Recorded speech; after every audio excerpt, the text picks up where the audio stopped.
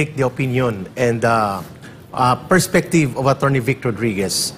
Kasi hindi maiwasan, Attorney Vic, na ang pinapatungkulan ng isang malisyusong pahayag na ginawa ni former Senator Antonio Trillanes ay equate niya, no? Gawin niyang i-label ng mga tao at ng mga nasa otoridad ng gobyerno ngayon na ang mga mapayapang pagkilos, calling out accountability and transparency in government will be equated to the acts of destabilization, if not outright inciting to sedition or promoting rebellion. Attorney Vic.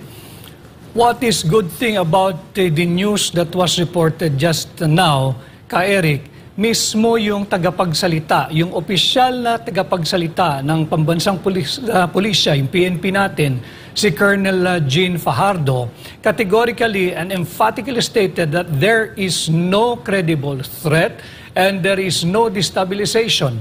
And hearing that from the hierarchy of the PNP, I guess that's the end of the story.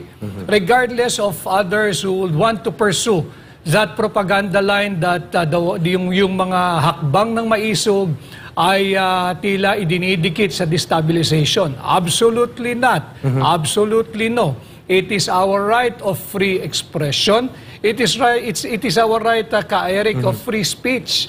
At itong mga ginagawa nating pagkilos, petitioning the government for redress of our grievances, bagamat hindi tayo magkakasundo siguro sa marami o ilang polisiya ng kasalukuyang pamahalaan, hindi ito destabilization.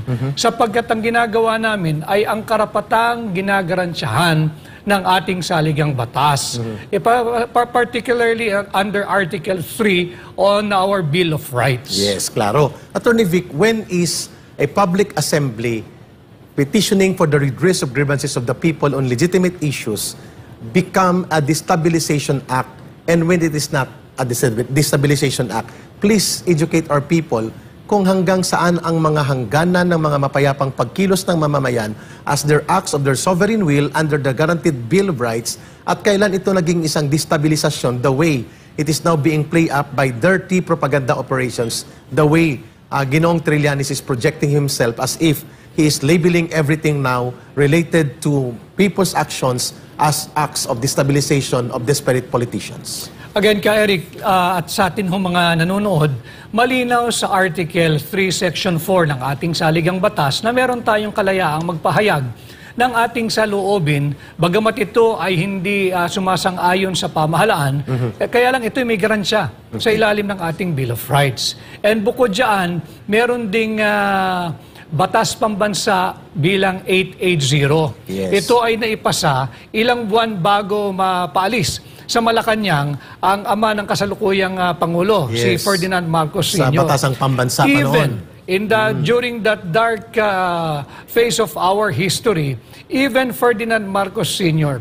recognized itong karapatan nating makapagpahayag and to assemble peaceably and petition the government for redress of their grievances. Tama. Anong proof natin dyan? Yung Batas Pambansa 880. Yung Peace Assembly Act of 1985. Yes. Ironically, yung mismong inaakusahang diktador ang sa ilalim niya na ipasa itong Peace Assembly Act of 1985 few months bago sila sipain or patalsikin sa Malacanang. Exactly, Attorney Vic. And the history of that, earlier on, noong 1982, ay ipinagkaloob niyang pagbabalik muli ng mga student councils. Dahil ipinagbawal ito na recruitment ito ng mga komunista terorista. At pangalawa, tinanggal ang mga barricade sa campuses, including sa UP Diliman. At pangatlo, yung sinasabi mo, na nagbigay leeway na makapag-assemble ang mga tao ng mapayapa even at the height of a seemingly, apparently, nasa under pa ng martial law government during the senior Marcos. Which going back to your hanging question, paano nagiging destabilization or act of destabilization yung payapang pagpupulong. Malinaw din doon sa batas na yun, yung BP 880, if there's an imminent and grave danger of a substantive evil. Now tell me, Eric, objectively, asaan ang grave or imminent danger that will create or result to a substantive evil doon sa ginagawa ng hakbang ng maisog? None. Wala. There is none. And you're not promoting armed struggle to overthrow the government either. Look, mga kababayan, maraming nagtatapang-tapangan sa ating pamahalaan. There are so many who are making war freak or war rhetoric against our giant neighbor China. Ito nga pagpapahayag lang namin ng aming saloobin o di pagsang-ayon sa gobyerno, ang tangan-tangan lang namin ay ang aming prinsipyo, paniniwala at ang aming salita ay natatakot ng pamahalaan. Makikipaggera ka pa. So wala pong destabilisasyon sa ginagawa ng hakbang ng maisog. And again, we're talking of the Bill of Rights. They have to take a look at Article 3 again, because that's the Bill of Rights provision.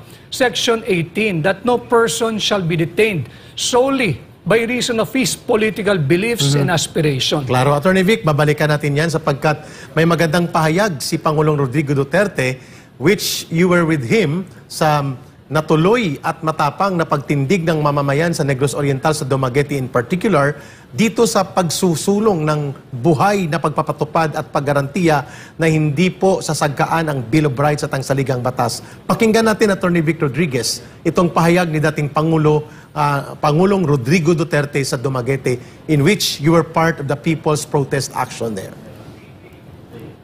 No law, walang batas, shall be passed. Walang batas na gagawin abridging the freedom of speech, of expression. Yung gusto mong sabihin, marsya na mo, wala. O anong panahon, kung nag-uulan ba o mainit, no law shall be passed abridging. Basta wag mong galawin the freedom of speech, of expression, and of the press, and of the people that have the right to peaceably assemble. Ayun. Attorney Vic Rodriguez, nakakalungkot, parang isang deja vu o pagtatagpo ng pangyayari sa kasaysayan sa nakaraan. Nakikita natin that it would take a former president, a lawyer by himself, to stand up for the sanctity and the validity of the exercise of the provisions of the Constitution pertaining especially to the Bill of Rights. And you were there standing behind him, including kay Attorney Glenn Chong. How important was that declaration made by former president in the light of very apparent moves under this government of Marcos Jr. na napakahirap magtipon-tipon ang mamamayan at magpahayag na hindi sila dumadaan sa butas ng karayom ng panunupil at pagsagka at mga manipulated na pagpigil ng mga activities of peaceful assemblies. Even in monarchies, Eric, malinaw dyan that even the kings should submit and observe with utmost deference and respect the Constitution. Claro. Kahit ang hari, dapat yumuko pagka ang konstitusyon na ang iyong binabangga. Dito sa ating bansa, mga kababayan, talaga hong pinahihirapan yung mga nais magpulong ng mapayapa at magpayag ng kanilang saloobin laban sa pamahalaan o salungat sa kasalukuyang pulisiya o ginagawa ng pamahalaan. At hindi ito dapat pahintulutan. And this is precisely why yung hakbang ng maisog, ang pinakasentro po nito ay to protect, uphold, and defend our Constitution. At hindi may tatanggi na talagang napakaraming lantarang paglabag sa ating saligang batas. At kitang-kita dito, hindi lamang minsan naganap sa Bulacan lamang, sa Bustos, Bulacan, kinitil na rin yang karapatang yan. Ang nakakalungkot, yung dakilang lalawigan ng Bulacan, diyan ang naging kanlungan ng kauna-unahang republika ng ating bansa. Diyan din isinilang ang kauna-unahang konstitusyon, hindi lamang ng ating bansa, kundi ng buong Asya. At diyan din kinitil noong dapat magkakaroon ng hakbang ng maisog rally sa Bustos, Bulacan. Diyan din pinigil, diyan kinitil. Diyan po hinarang ang ating karapatan. Hindi po sila natitigil dyan. Ginawa din nila sa Dumaguete. Nagbigay ng permit ang lokal na pamahalaan and that pagkatapos ay binawi. You know, yung may nabasa akong isang newsfeed na napaabot sa akin kahapon or kanina Eric. At ang lame excuse ng lokal na pamahalaan ay hindi raw nila kayang magbigay ng enough police force to provide security.